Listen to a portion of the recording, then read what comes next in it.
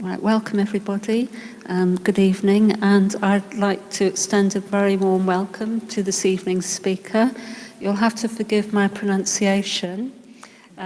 We have Monastic Chandrakirthi of the Sri Padmasambhava Buddhist temple tonight, and what sounds like an extremely interesting and intriguing talk, the German theoretical physicist Heisenberg's uncertainty principle in the context of Buddhism. So thank you. Welcome everybody. You're going to try.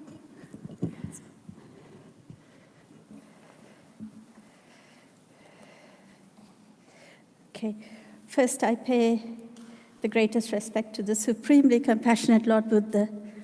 Namo tassa bhagavato arahato samma sambuddhassa.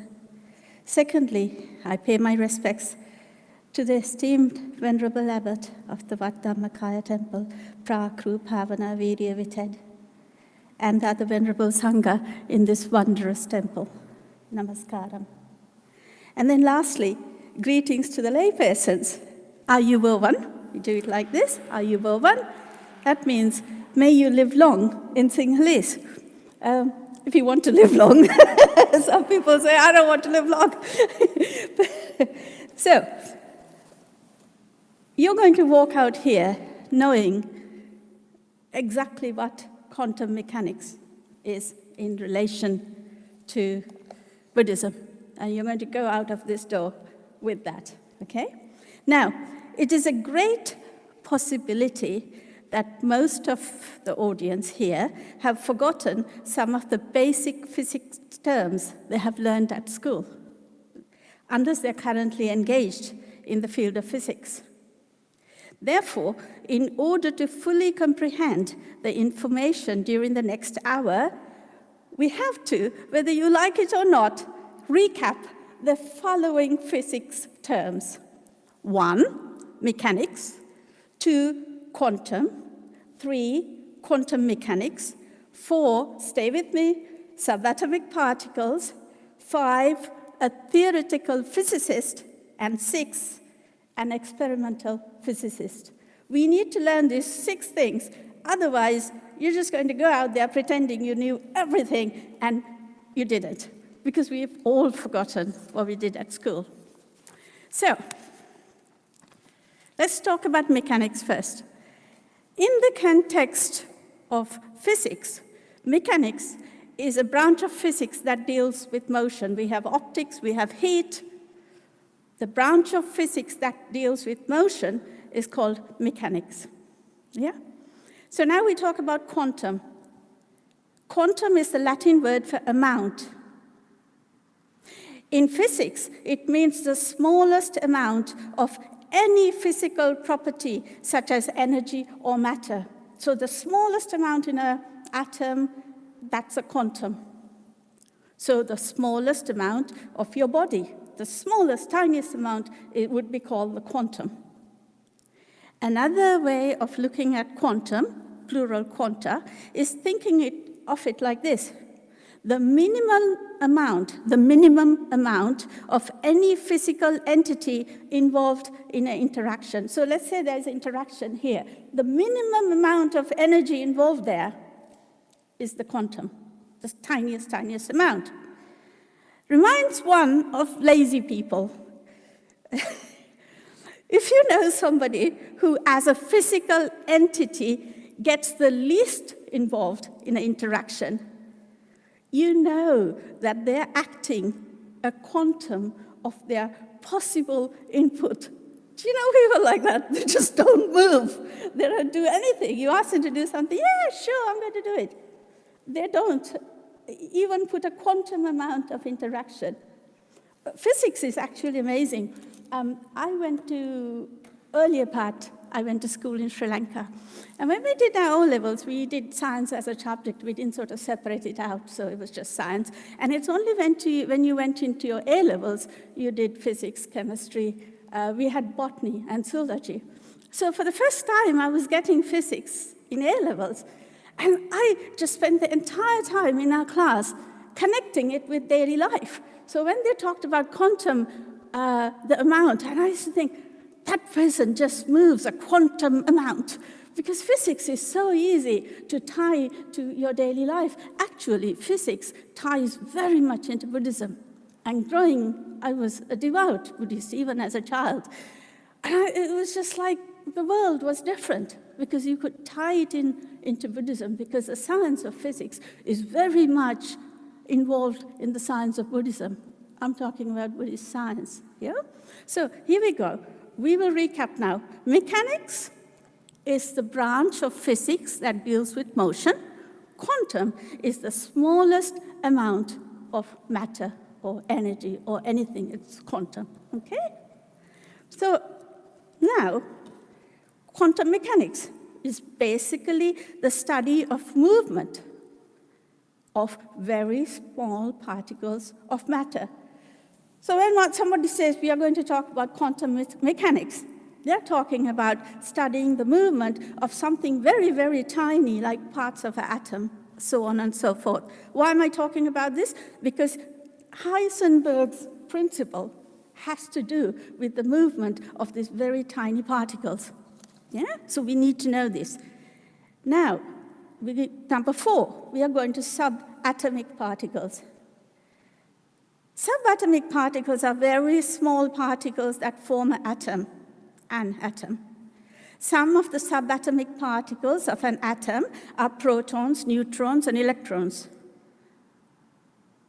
There are particles in an atom that are much smaller than protons, neutrons, and electrons. Can anybody tell me what they are? Yeah, exactly, yeah. So these are basically thingies in that.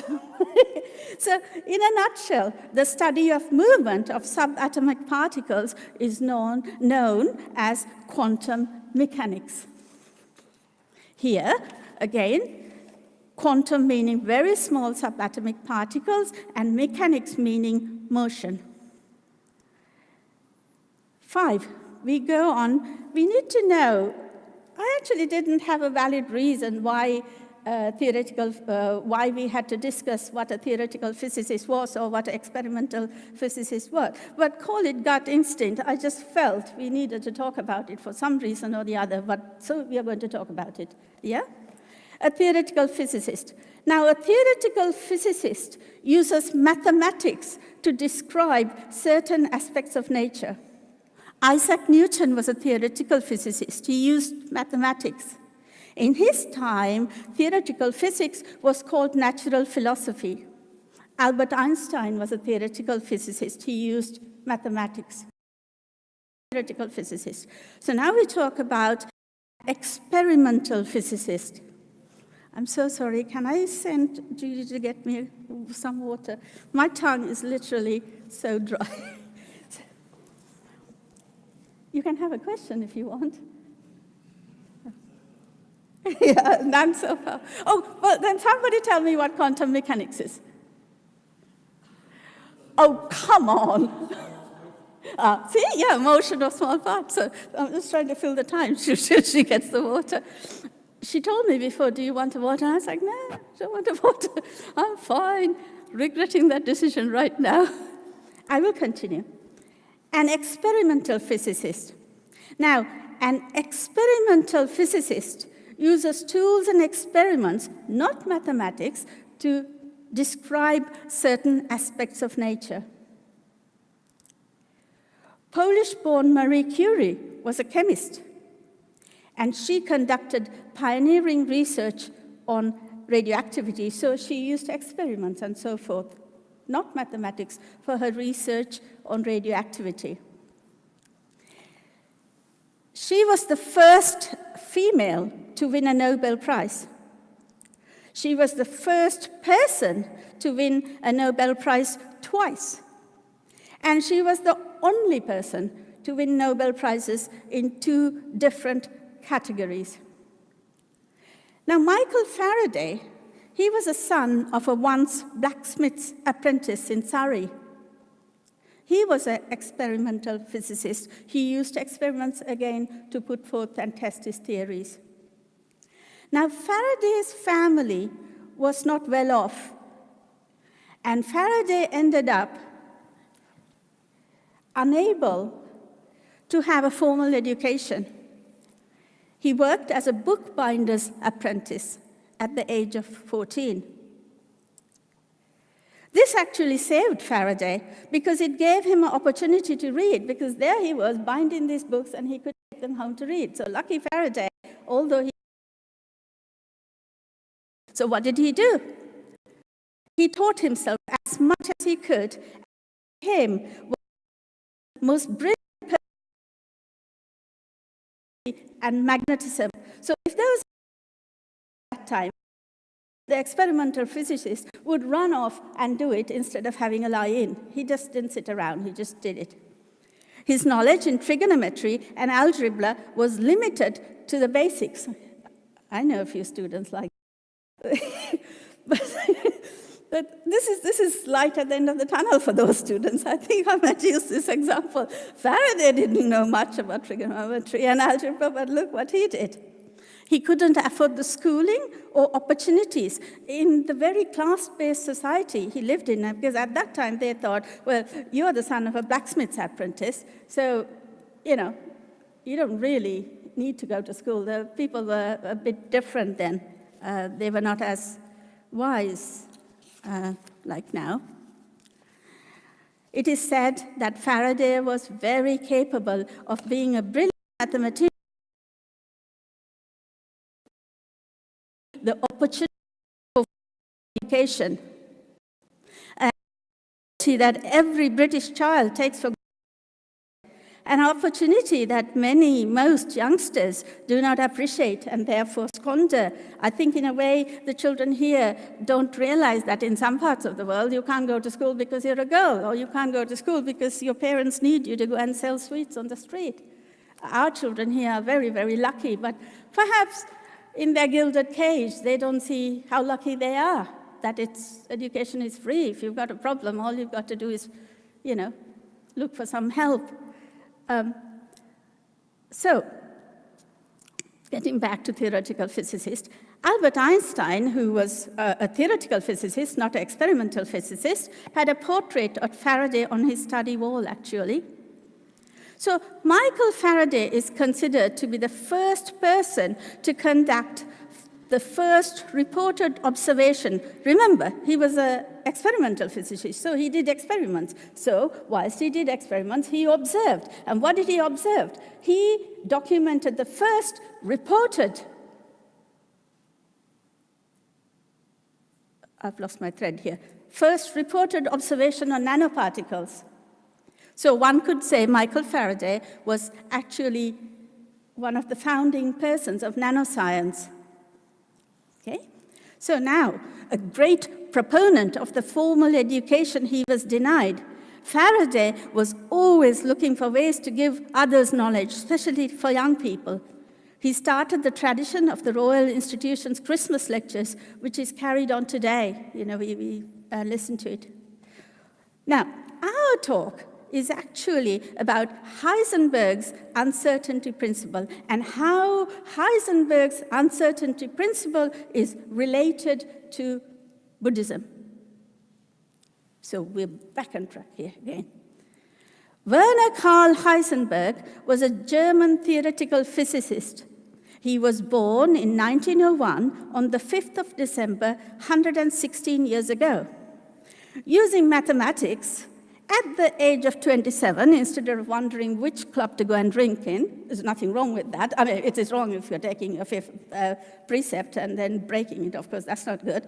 But instead of clubbing, at 27, a breakthrough paper, and this paper became known as Heisenberg's uncertainty principle.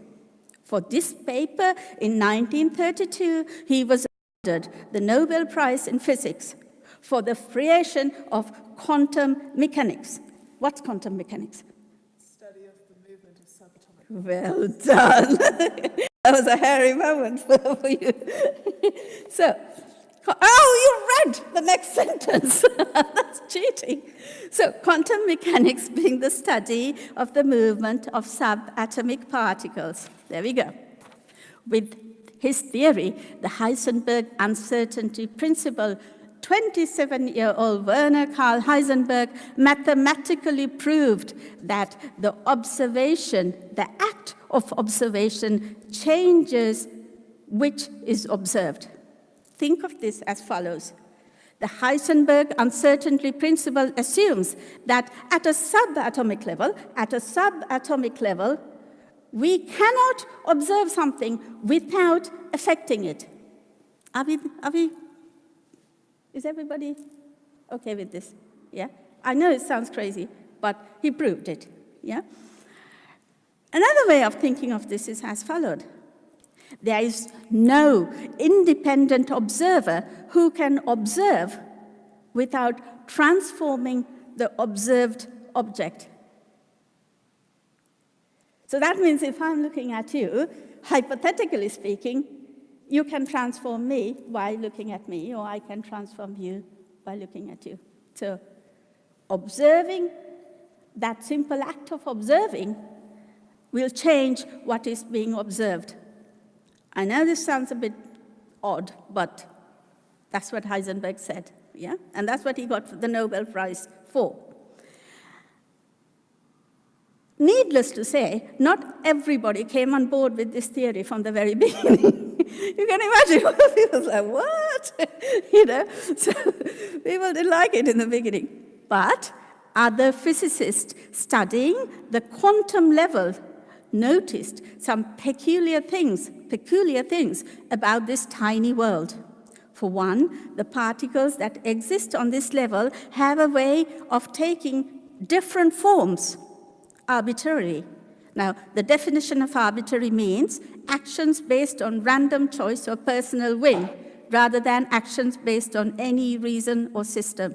It's like teenagers, their actions, most of the time. There's no much reason or system.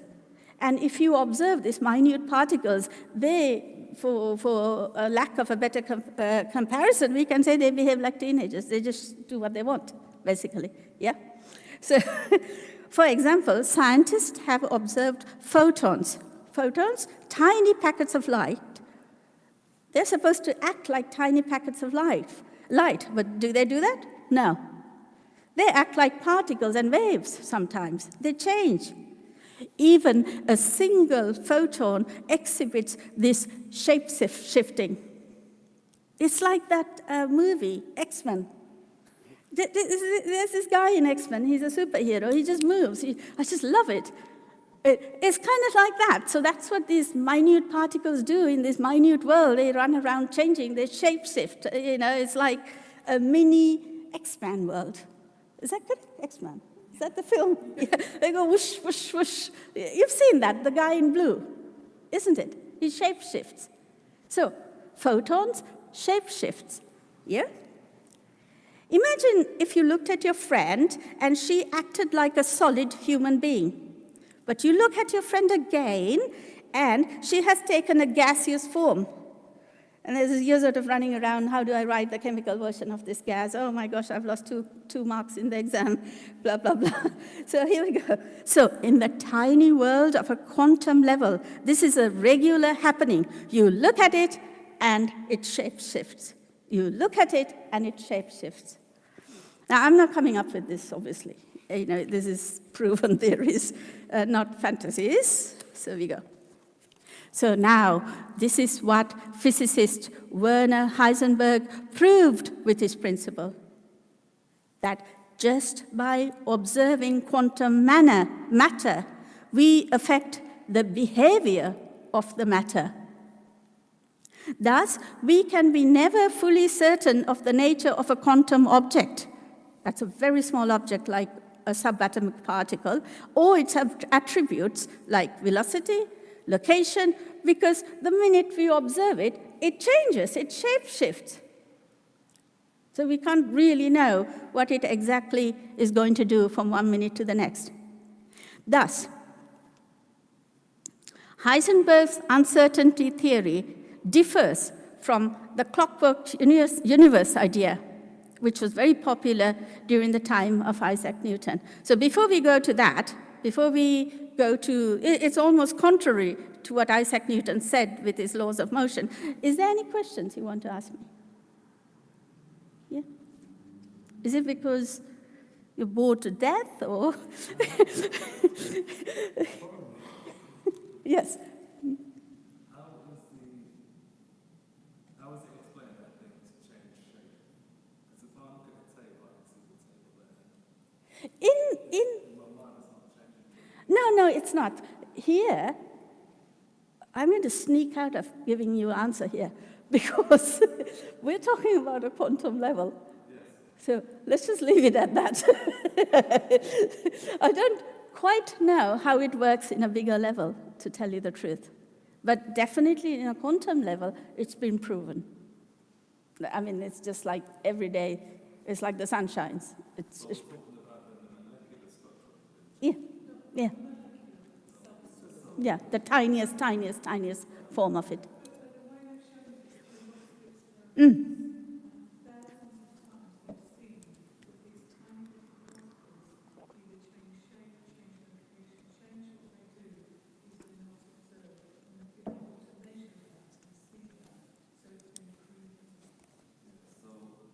if that's happening, is that happening spontaneously? And if it is, how is my seeing it changing?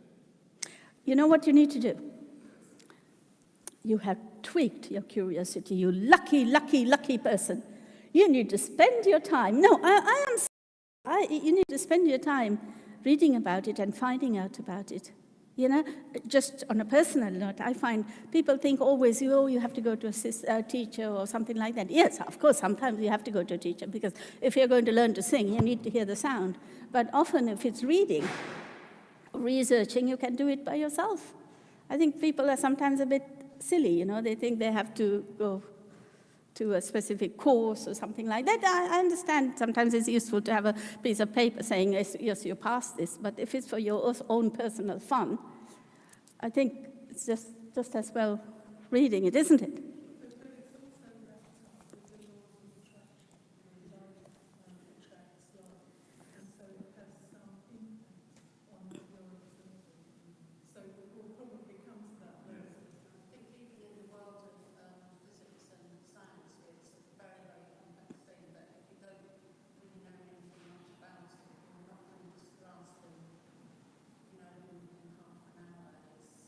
Oh, but the point is, I think that people should, if they're interested in something, people should just go for it and find out about it. They should. Faraday is the best example. He taught himself. He was binding books.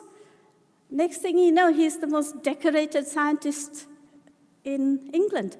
Nobody taught him. He just read and read like crazy. He didn't have the internet as well, which we do. So here we go. Now we are going to compare the clockwork universe idea of Isaac Newton and the uncertainty theory of Heisenberg, okay? There's a reason for this. The clockwork universe idea compares the universe to a mechanical clock. In this comparison, the clock continues ticking along as a perfect machine with its gears governed by the laws of physics, making every aspect of this machine predictable. So when Isaac Newton put forth his laws of motion, which explained the behavior of both terrestrial objects and the solar system, and his law of universal gravitation, the clockwork universe idea seemed to be the only correct way to think about phenomena. Because he was like the big cheese at that time, so everybody was like, if Isaac said it, that's it. Yeah, of course it was. In a most, if you think about all his theories.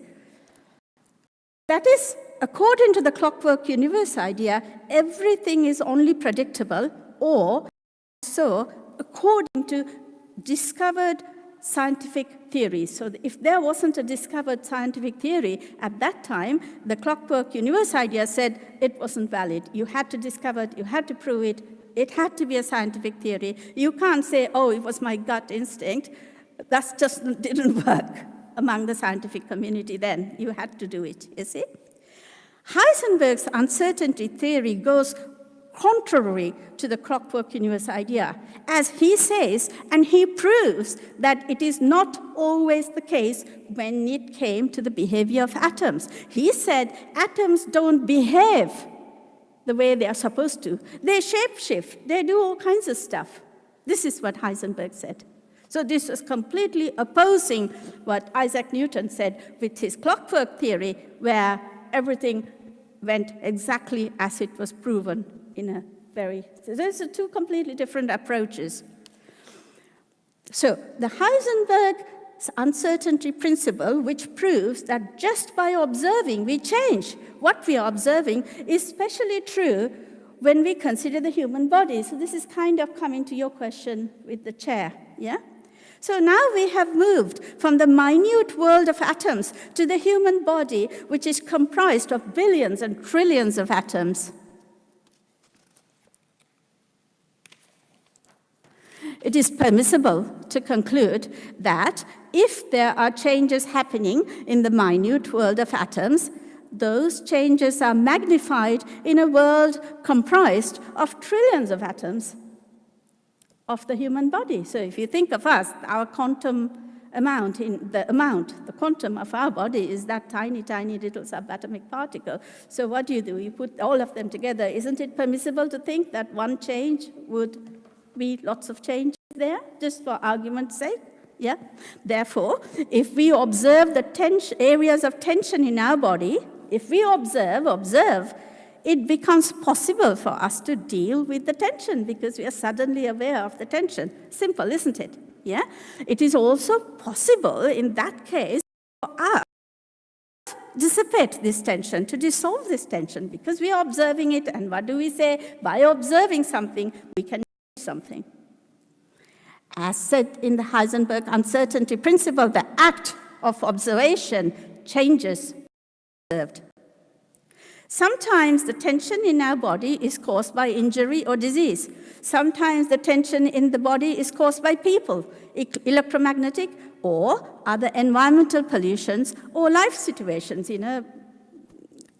something bad, not nice, lost our job. We have tension. Ultimately, these forms of tension lead to daily unhappiness, diseases, and untimely death. I know somebody who was having a very nice retirement, then moves in some a little bit troublesome people into her house. And I swear she's lost 5 years of her life because it's just terrible in the house. She can't go to her University of Third Age meeting. She can't do anything because she's sitting there catering for all kinds of people. And the poor lady is like 89 or something with a heart operation. So tension, life situations, yeah? So it is extremely important to observe yourself for signs of tension and get rid of them. Because what is really the point of living this life of ours if we are going to spend it in tension? Sometimes our body feels like a cowhide stretched out in the sun to dry. We feel so tense. There is no glory in being tense. In our daily life, we need to aspire to have the peace and tranquility of a Buddhist yogi. We need to just be able to be peaceful and tranquil. Do you see tension in an eagle soaring in the sky? Or tension in a tree towering towards the heavens? Or tension in a little flower blossoming in the morning? Don't see it.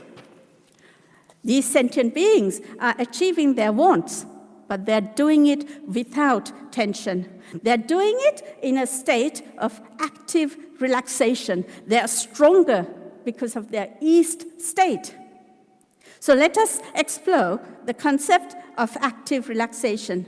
In our English language, when people say relaxation, just stay with me here, they often mean eliminating all tension. Remember, I use the word often, so I'm not saying all the time, but generally speaking, they mean eliminating all tension. Now, for lazy persons, being relaxed is a permissible prelude to falling asleep. I can't stand it when people just sit there, watch TV, and the next thing you know, they're sleeping. It's like, what are you doing? Sorry, I just can't stand it. Because I'm relaxing. You know they're going to fall asleep. You just know it, don't you? Which is fine, I guess, for some people. But anyway, so let us explore the concept of active relaxation. So in some other languages, particularly Eastern languages, the word relaxation has different connotations. For example, in Japan, the phrase yukkuristemas is often used to describe relaxation. The translation for yukristamas is, I'm taking it slow and easy.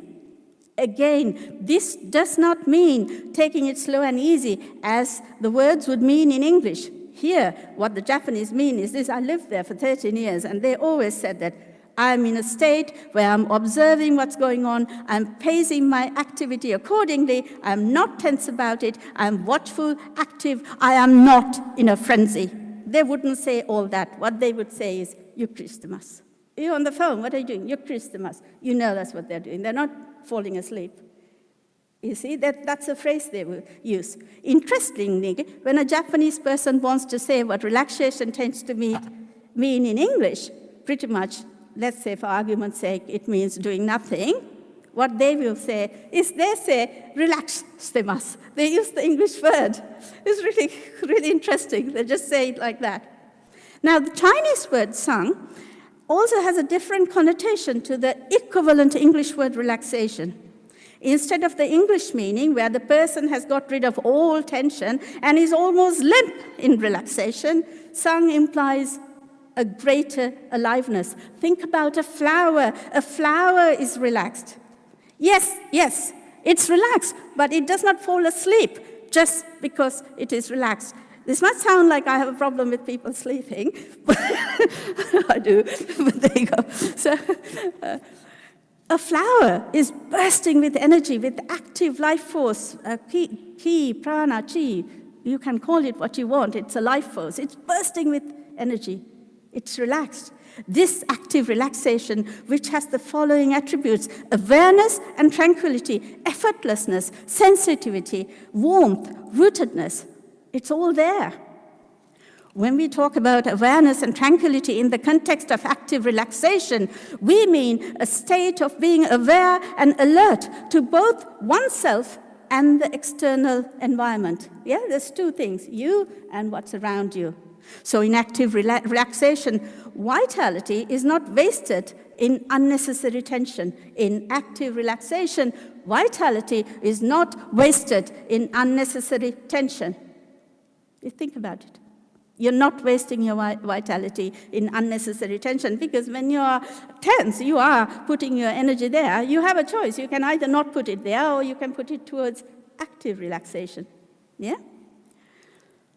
A model that can be used for active relaxation is the crane. In the Chinese language, the word for tranquil observation or contemplation is guan. The word guan is depicted by the pictogram of a crane. The crane stands perfectly still at the edge of a lake, as though it is asleep. Yes, it is fully awake and instantly scoops up fish as it swims by. Terrible cover for the crane. I don't want to go there. Not a nice thing. I wouldn't advise it. But there you go. The crane is doing the evil deed in the state of aliveness. It's not moving, but it's watching. It's observing. Needless to say, to cultivate this sort of awareness where you're relaxed but you're active, you know what's going on, it's important to observe.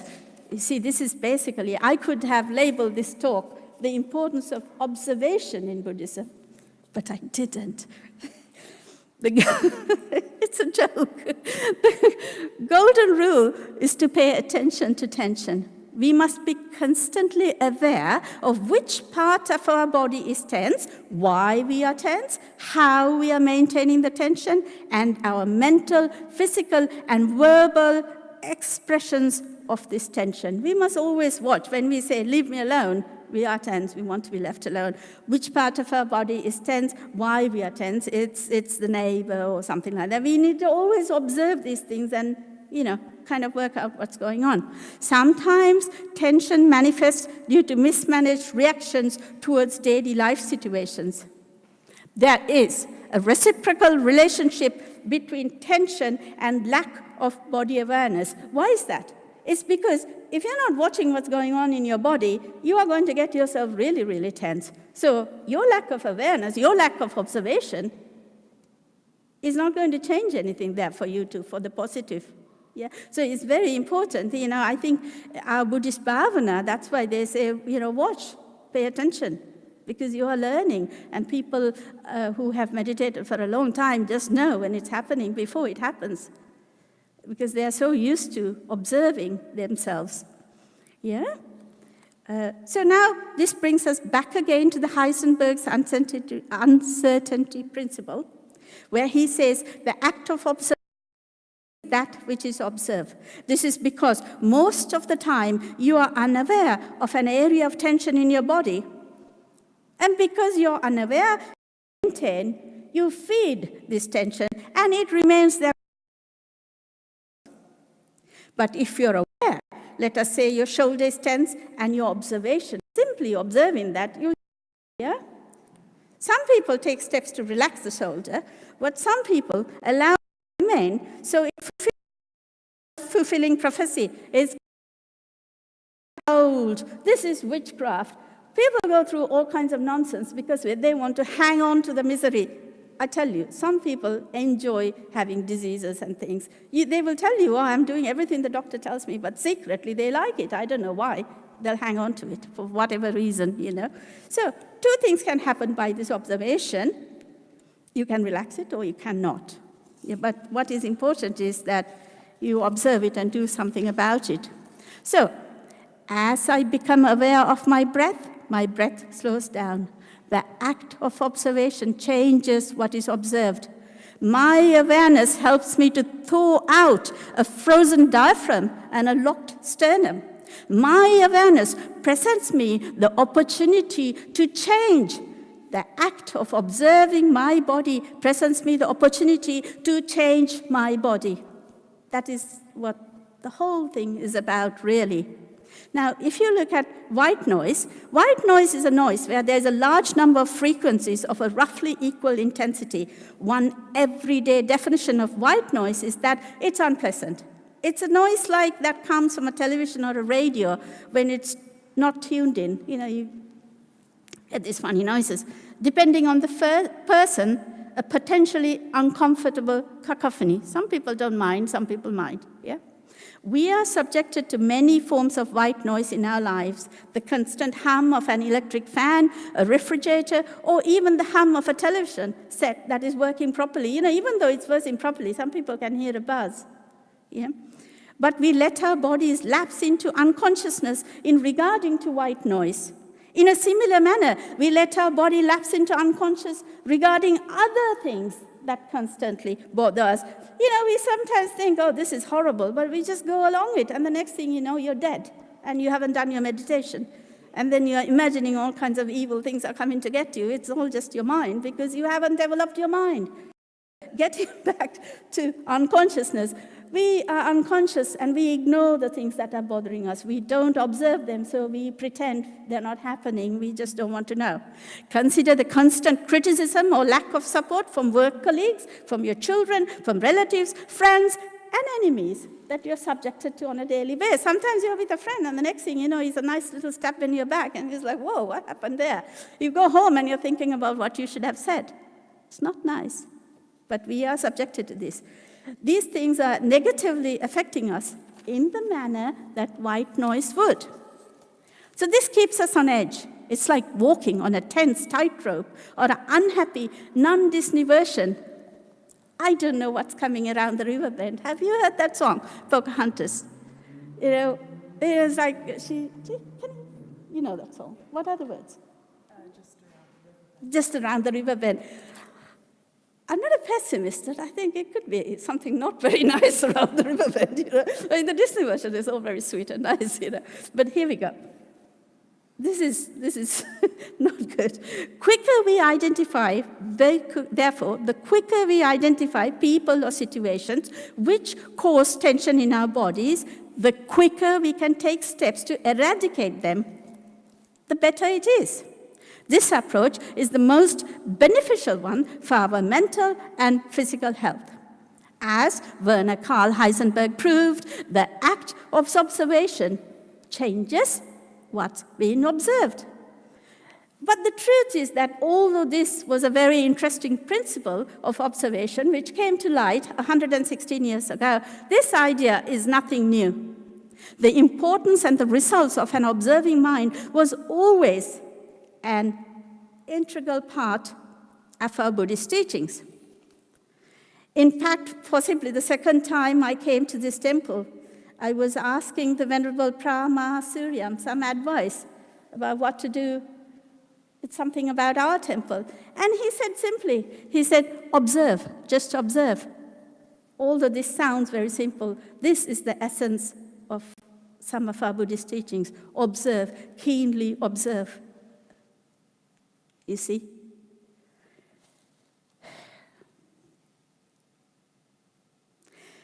2,700 years ago, Lord Buddha taught in many occasions about the importance and innumerable beneficial results of concentrated observation, particularly in the realm of introspection. With introspection, we observe and we examine our own mental and emotional processes. We observe, we examine our own mental and emotional processes. One simply cannot go through our surviving 88,000 teachings to cite these randomly. There were a lot more teachings, but a lot of them were probably burned down and lost. 88,000 teachings survive to this day. These teachings are too precious and valuable to do that, so we can't really go through all of them.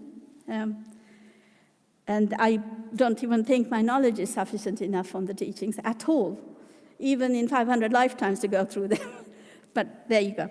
Suffice it to say, if in the next hour, the Venerable Prasant Samacharo asks you to observe your breath, he might not, but if he says, if he asks you to observe your breath, if he asks you to observe your body or your thoughts, he is teaching you methods and techniques that was taught 27 centuries ago. These techniques have survived the ravages of war, famines, religious persecution, and powerful groups of ignorant people.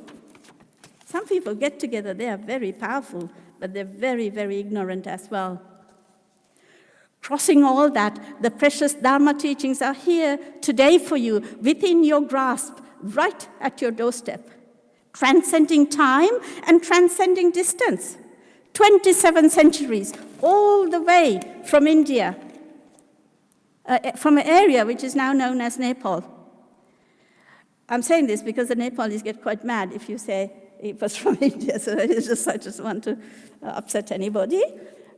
We must rejoice in our good fortune. May the blessings of the Triple Gem rain upon you, Ayubovan, and may you live long. And we've got, do we have 15 minutes? It's 7:45. Yeah, so, shoot.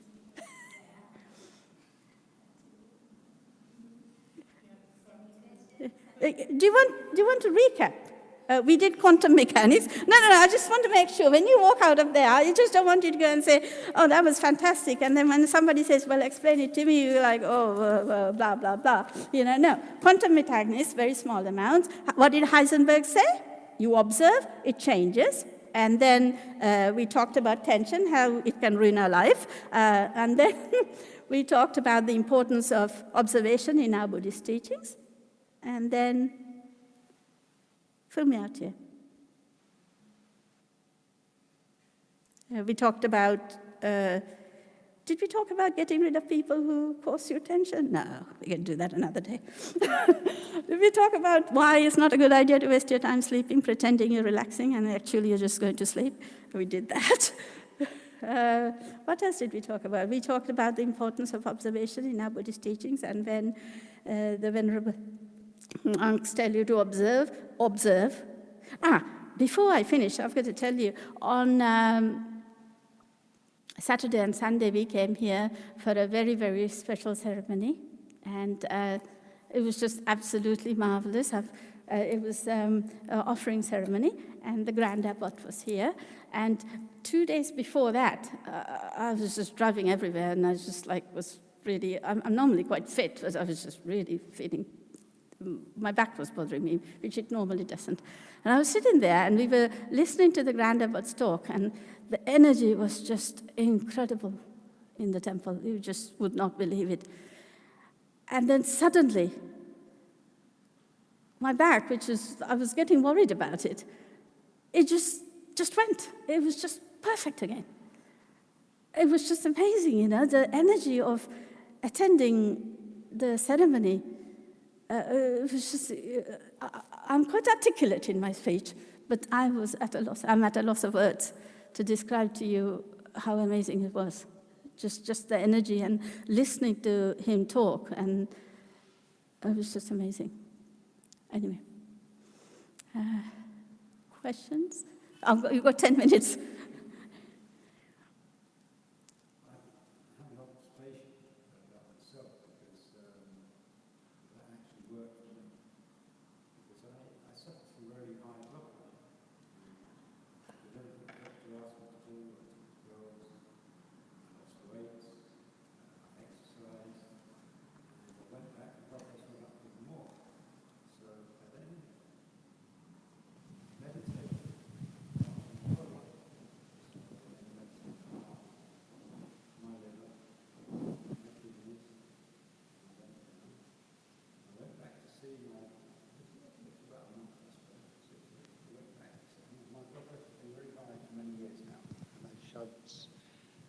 They put lots of pills down me to keep it down, and I've had various other things wrong. But I went back, and it was the first time my blood pressure has been normal. Wow. Because I actually, and that's without beta blockers, because I wouldn't go on them with Eric, because I stopped. And I believe that's because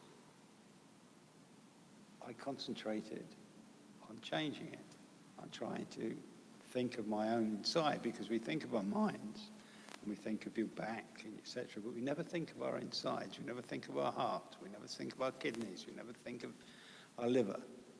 Think about them and observe those as well. How long did you do the meditations for? About 3 months. So not very long, really. No, and it worked. But I meditate every day, not as much as you, I don't think, but I meditate every day for an hour at least.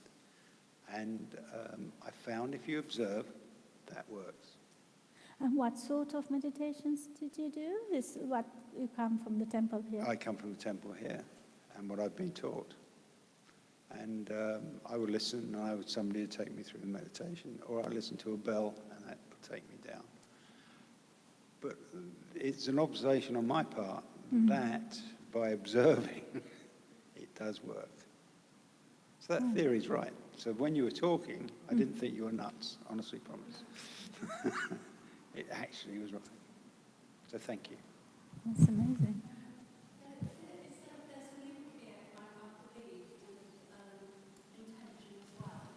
I'm just reading a really good book by Deepak Chopra Oh, yeah. called Synchrodestiny, and it's talking about quantum physics, of which I know very little, but just a Now few you know basics. more. Yes, I've heard of the cat in the box and things like that. I didn't understand it, but I've heard of it. But yeah, and it strikes me that the observation, it's similar to, because he says, he quotes Buddhism a lot and makes a link as well with quantum theory.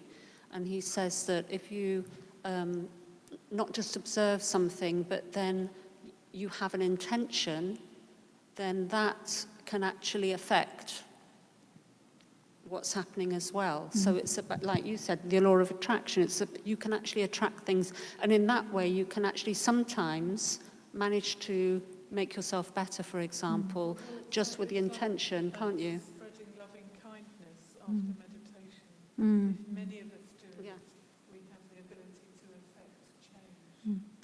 Yeah, and you can do it. You don't have to be in direct contact, because these subatomic particles are linked right across the universe, aren't they? And they can change. If you change one, its linked one will change without, do you call it quantum leap or something?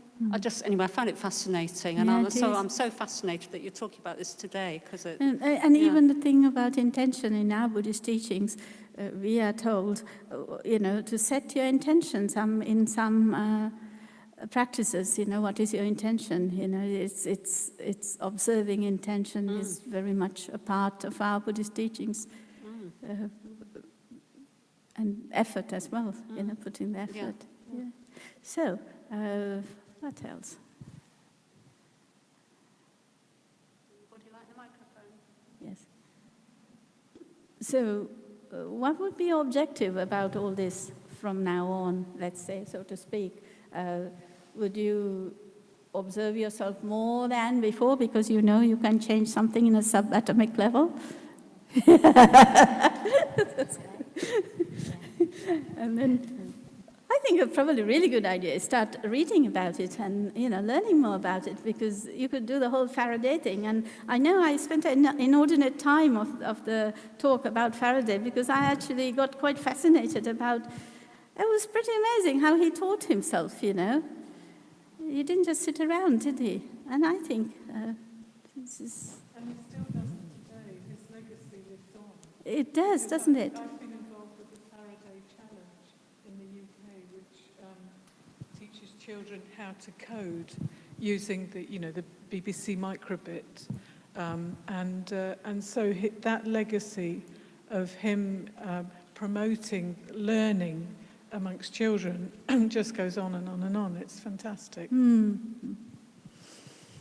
I have two example or information to share. The first is about our abbot, the president in Dhammakaya temple in Thailand. He said, even you pick the only one leaf in this world, it will be affect the universe or the moon. So that is the good example for you. The second one I quite liked, active observation.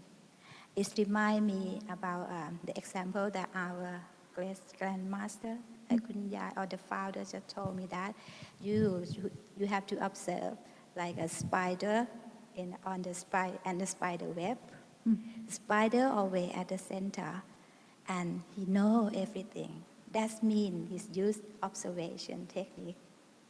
Is that true? A spider on the spider net?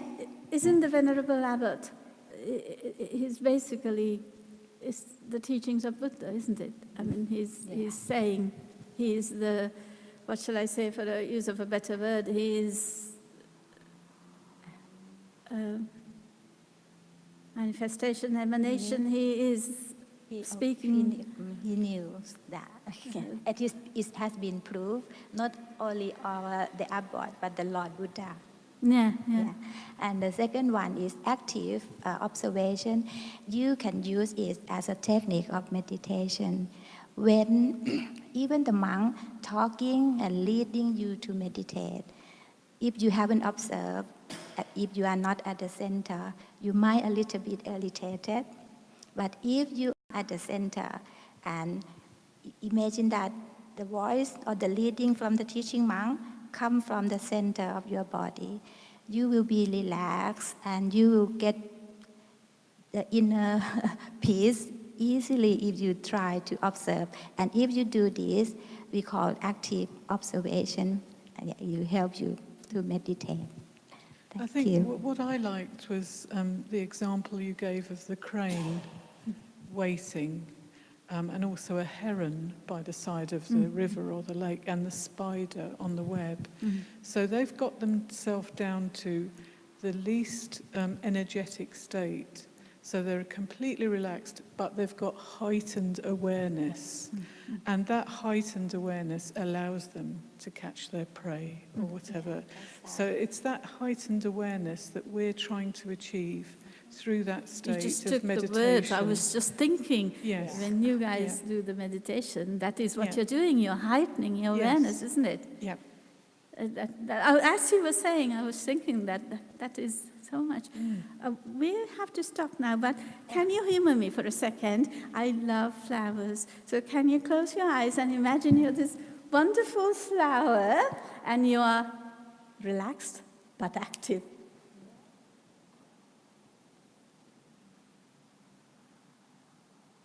Brilliant. Which flower did you pick?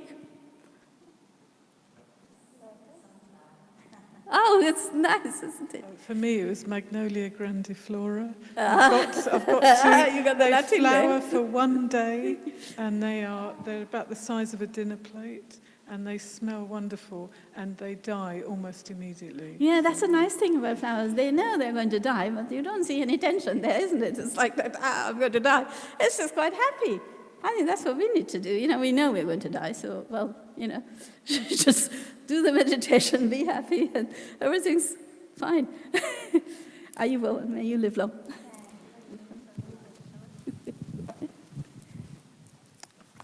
On behalf of everybody, thank you so much for that fascinating talk. That You're was welcome. really great. Thanks.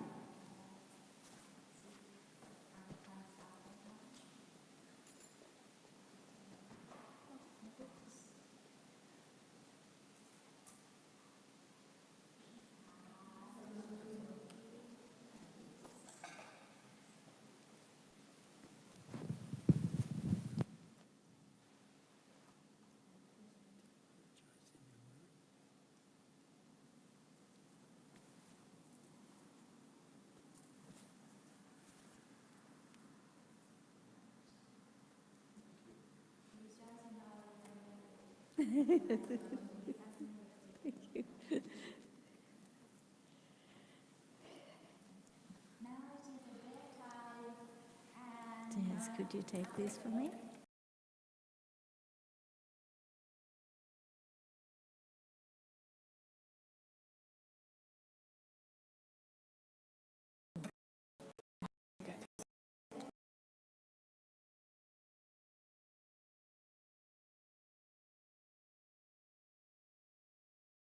The other one is the Noble Eightfold Path, Way to the End of Suffering, written by Bhikkhu Bodhi. Any one of you want to read and summarize, to share with your friends? Which one? Small one.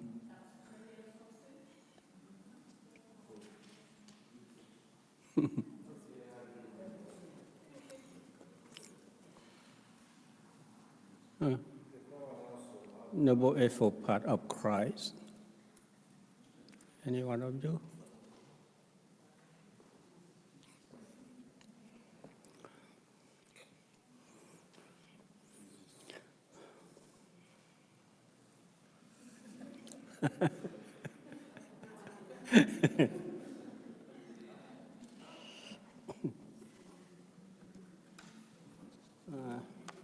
We start with the Dhamma Talk first. Can you remember the concept of the first and the second noble truth? The first and the second of Eightfold Path. The first one, right view, Samadhi, classified into two levels, worldly right view and transcendental right view. Worldly right view is about the clear understanding about the law of karma and rebirth. And transcendental right view is concerned with knowledge about Four Noble Truths. And the second factor is right thought or right intention, Samma Sankappa. That is classified into three kinds of right intention. The first, intention of renunciation. In simple words, non-attachment to material thing, power, or worldly possession of things. The second one, intention of harmlessness, or intention of love, loving kindness. And the third one, intention of non-violence, or intention of compassion. So from the intention, from the thought, from the idea, it's come out as verbal action. So the third factor of Noble Eightfold Path is right speech. As the natural law, so a thought you reap and act, bodily action and verbal action. That's what you think, what you will, what you decide, or what you plan in your mind will be transformed into activity in verbal action or speech and bodily action. So the third is right speech, and the next is right action, samma kammanta, and right livelihood. These three factors are included in training in morality. The good conduct in relation to the society. Today, let's study the right speech. With right intention comes right speech.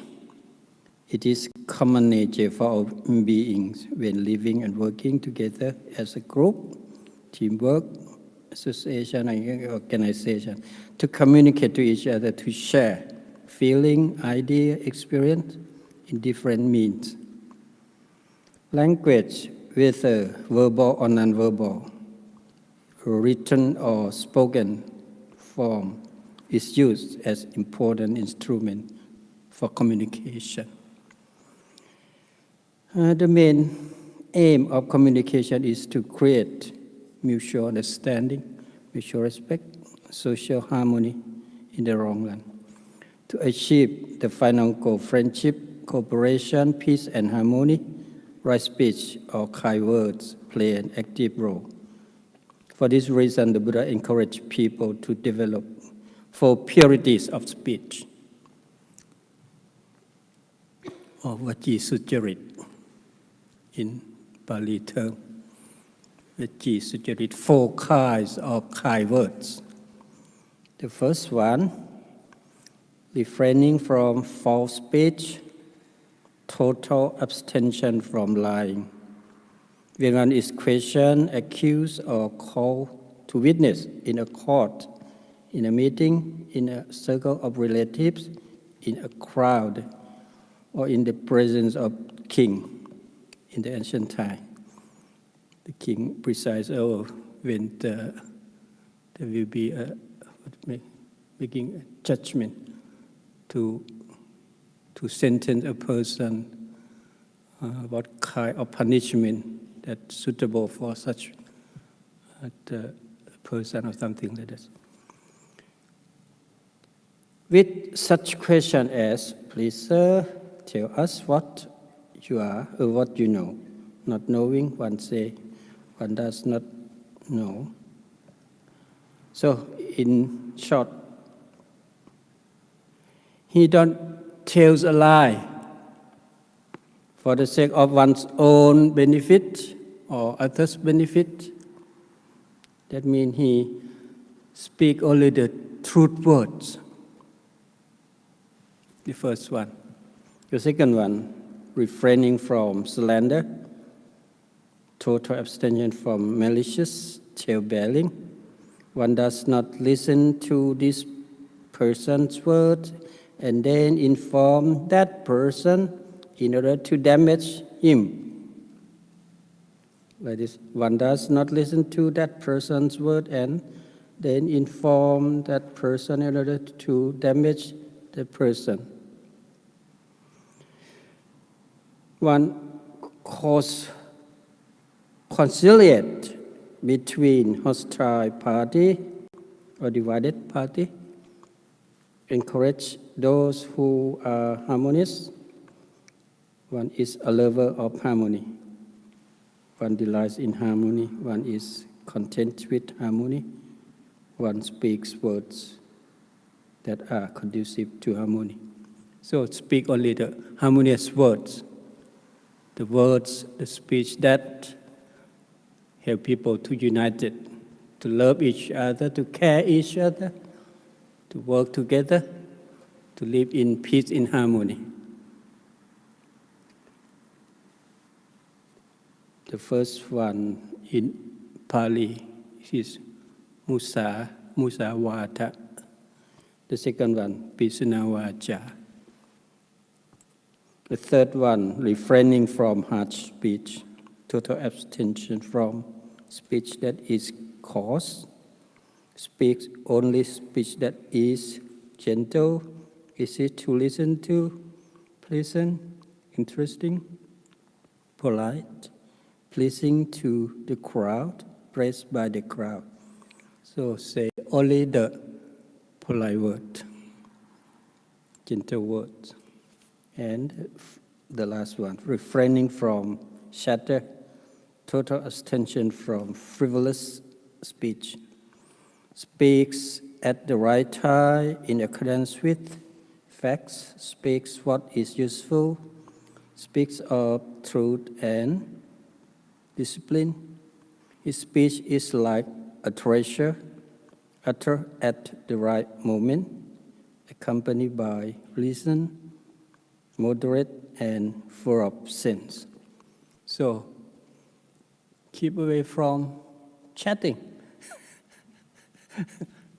You can imagine in the group of drunkards, they enjoy talking the whole night, but it's meaningless. It wastes time, wastes energy. So these four kinds of speech can lead to what in the society, in the company? Friendship, harmony, mutual understanding. It is fact that speech can break lies, create enemies, start wars, or it can give wisdom, heal division, and create peace. The capacity for verbal expression, oral or written, has often been regarded as the distinguishing mark of human species.